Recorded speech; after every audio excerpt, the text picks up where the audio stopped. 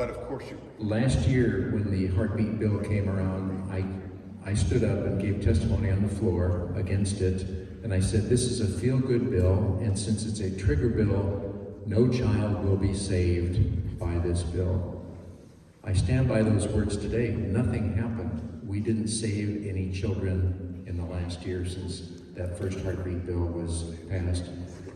And I am fearful that nothing will happen with a trigger bill this time around. We have no power to execute that law until a federal appellate court hears a case and rules in effect against the Supreme Court decision, which is not very likely to happen. There's already been 38 court cases supporting Roe versus Wade. To miraculously come up with one that opposes it is not likely. It's time for us to take our state sovereignty back, and the ultimate.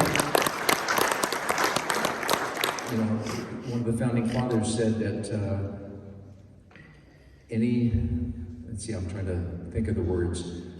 Any law passed in violation of the U.S. Constitution is null and void. Right. And this is one of those that is null and void. We just have to stand up to it and enforce that statement of the founding fathers.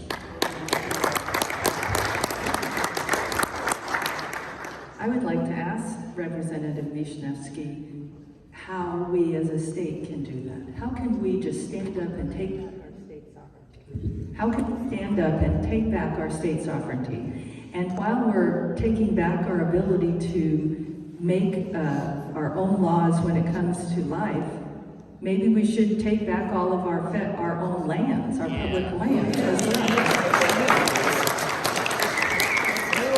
If he has a secret formula to do that, I would love to see that happen.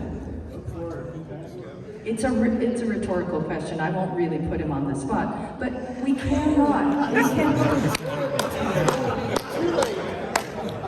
It seems to me it's against federal law to have marijuana legalized, and several states have done that. They've stood up and taken their sovereignty back. Now, whether it's legal or not, I'm not going to argue that. Other states have stood up. It just takes a great will of the people to get these things enforced, and the federal government has certain laws on the books, but they have no enforcement mechanism. So we need to have this discussion. We need to stand up.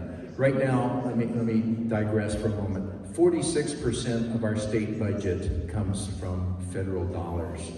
We are no more than Washington, D.C. West administrative office dispensing federal tax dollars with a little bit of Idaho tax dollars thrown in for good measure.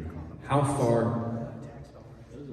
Those are our tax dollars too. Okay, this is, as a friend of mine, my seatmate on the floor, he calls this magic money, Biden's magic money. It's all paid for. Don't worry about it. You don't know it. Do you know, as taxpayers, as individual taxpayers, what your amount that you have to pay in order for us to zero out the national debt right now with no further inflation? How much? 85,000. Anybody else? This is an auction. Okay, 20,000. 120. It's 241,000. The last time I looked, and it changes by $2,000 every week.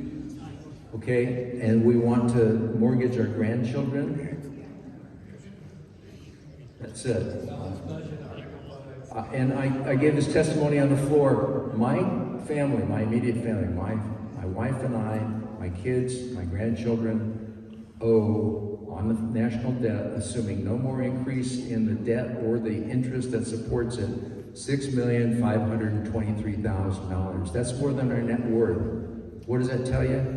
We are being sold into slavery, and they don't even tell us how much we owe. It's disgusting.